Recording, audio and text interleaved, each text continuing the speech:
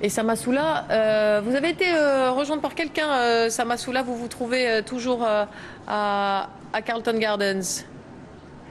Oui, Marie, juste je au-dessus suis, en des fait, images que l'on avec voit. Maxi Scherer, qui est avocate dans donc ce cabinet qui occupe depuis 1945 le numéro 4 du Carlton Gardens. Et Maxi Scherer a une particularité, elle est allemande.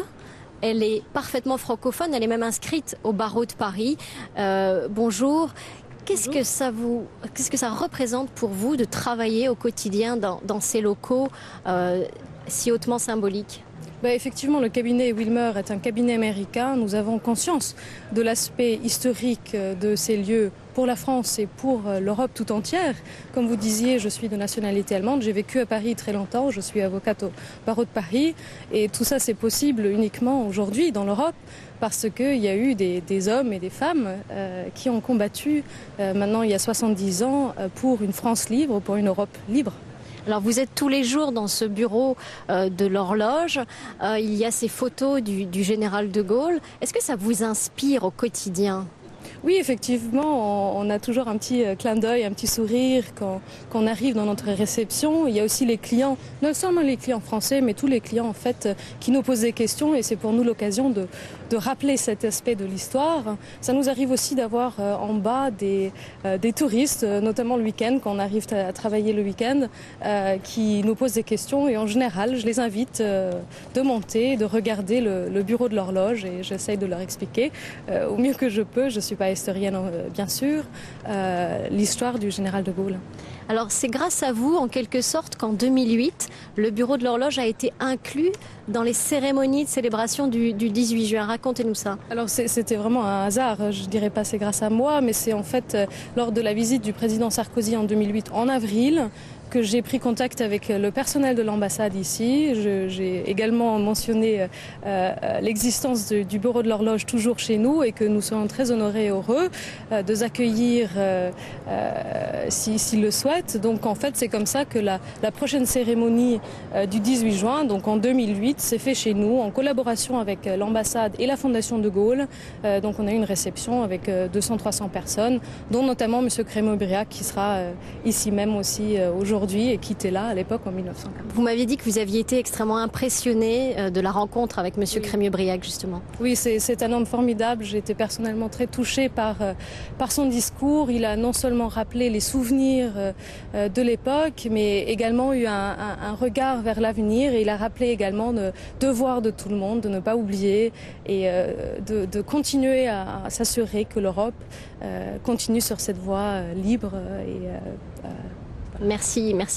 Voilà Marie, en fait vous voyez derrière moi les militaires français et britanniques qui ont pris place autour de la statue du général de Gaulle et sur le môle en contrebas, le silence s'est fait, la fanfare de la Royal Air Force s'est tue et je pense qu'on attend d'une minute à l'autre le prince de Galles et le président Sarkozy. Oui, Sama, il ne devrait plus tarder. Merci à Maxi Scherer d'avoir répondu à vos questions. Alors, on a aperçu tout à l'heure sur le môle dans la délégation, il y a aussi Daniel Cordier, Georges-Marc Benamou, qu'on a vu, compagnon de la Libération aussi, qui était... Et alors, effectivement, j'ai réuni pas mal de gens. Il y avait quelques centaines de jeunes. Et à la fin, mon beau-père qui possédait une affaire d'autobus m'a dit, bien, vous n'avez qu'à prendre les autobus, montez dans les autobus. Et il y avait 4 autobus qui étaient pleins, c'est-à-dire il y avait presque une centaine de jeunes pour aller à Bayonne, prendre un bateau. Et à ce moment-là, il était 10 heures du soir et l'armée, enfin une section de l'armée, a posé son fusil mitrailleur devant les autobus en nous ordonnant de rentrer parce qu'il y avait une règle, c'est qu'à partir de 10 heures du soir, on ne pouvait plus quitter. Pardonnez-moi, je vous interromps de nouveau parce que nous sommes à l'intérieur du QG historique. Donc du général de Gaulle, aux 4 Carlton Gardens, avec le président de la République, le prince Charles, Carla Bruni-Sarkozy, et à nouveau Jean-Louis Crémieux-Briac, qui va leur faire une visite guidée.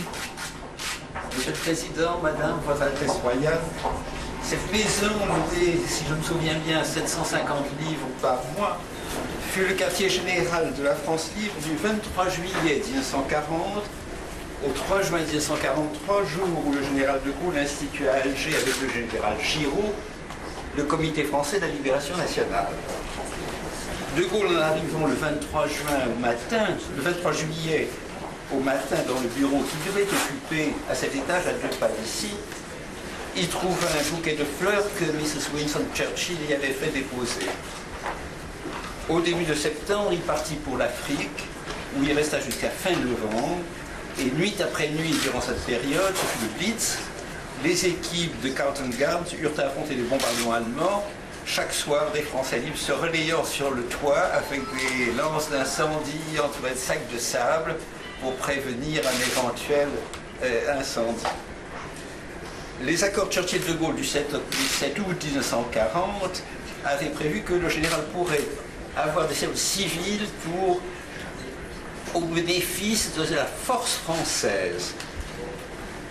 En janvier 1941, l'ensemble des services civils et militaires de la petite France libre, y compris pour l'administration coloniale, comptait 350 personnes seulement.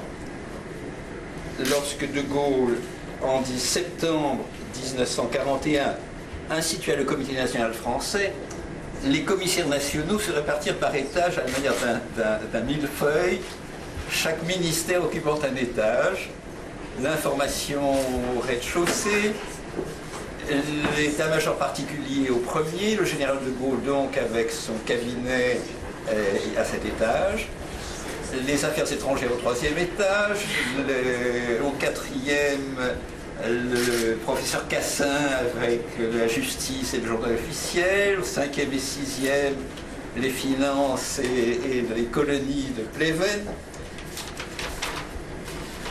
La place où nous nous trouvons, la pièce où nous nous trouvons était complètement fermée. C'était la salle de réunion de la France libre. À partir de janvier, ce fut le siège de la conférence administrative, et pas encore de gouvernement, qui se réunissait 3 fois par semaine. Et à partir de septembre 1941, quand le général eut créé le comité national, ce fut donc le siège du comité national qui était un gouvernement français face et faisant pièce au gouvernement de Vichy.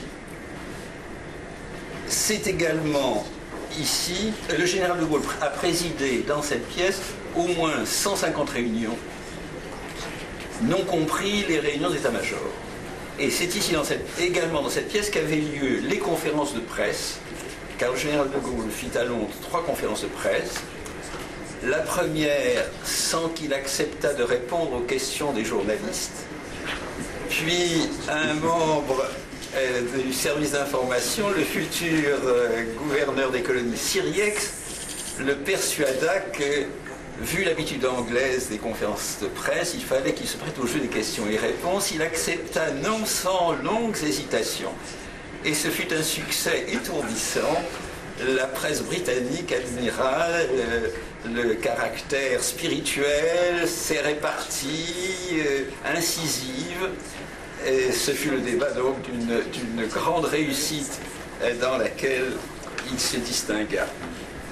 Après son départ pour Alger, 1943, ce bâtiment fut le siège de l'ambassadeur de France et des services civils restés à Londres, en attendant que le gouvernement provisoire français fût reconnu officiellement, ce qui demanda longtemps, 2 mois après la libération de Paris, moment où l'ambassadeur put réintégrer les lieux de l'ambassade que nous connaissons aujourd'hui. Mais l'important, je crois, c'est que pendant 3 ans, le gouvernement de la France libre, c'est-à-dire pour nous de la France, de la vraie France, s'est exercé en ce lieu qui reste pour nous un lieu historique. Merci.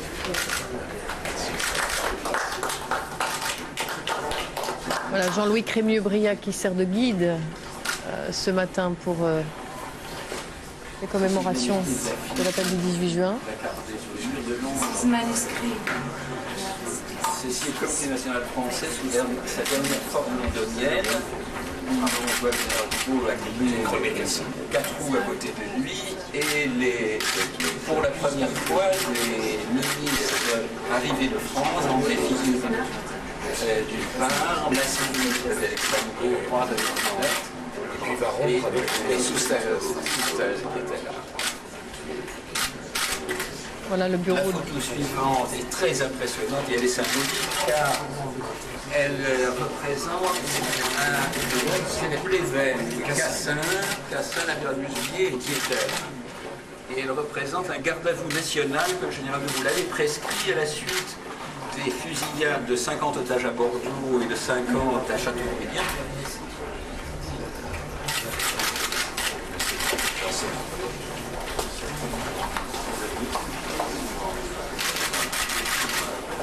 Ceci, et ceci donc est une des premières réunions du premier comité national français, où l'on voit le général Le Gentilhomme, Dejean,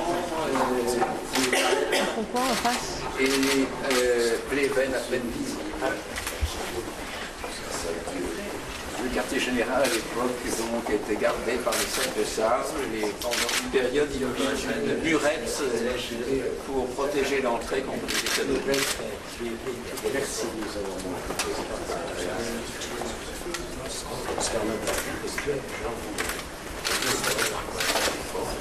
Puisque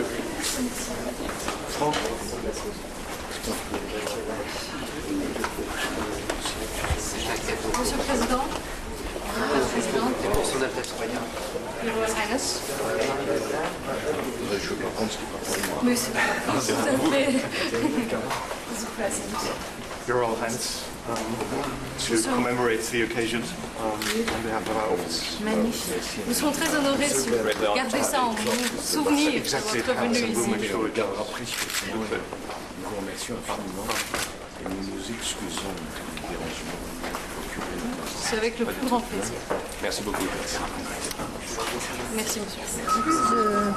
C'est un cabinet d'avocats maintenant. Hein. Voilà, c'est ça. Et donc cette femme qui était avec nous en direct tout à l'heure, Maxi Scherer, donc est avocate dans ce cabinet et elle fait beaucoup pour perpétuer la mémoire de cet endroit. Vous avez noté que le président de la République s'est excusé pour le dérangement. Voilà, donc pour cette visite que vous suivez en direct sur France 2 du QG du Général de Gaulle, le bureau de l'horloge aux 4 Carlton Gardens, visite guidée par Jean-Louis Crémieux-Briac et qui qualifie donc cet endroit du foyer et de l'âme de la France libre.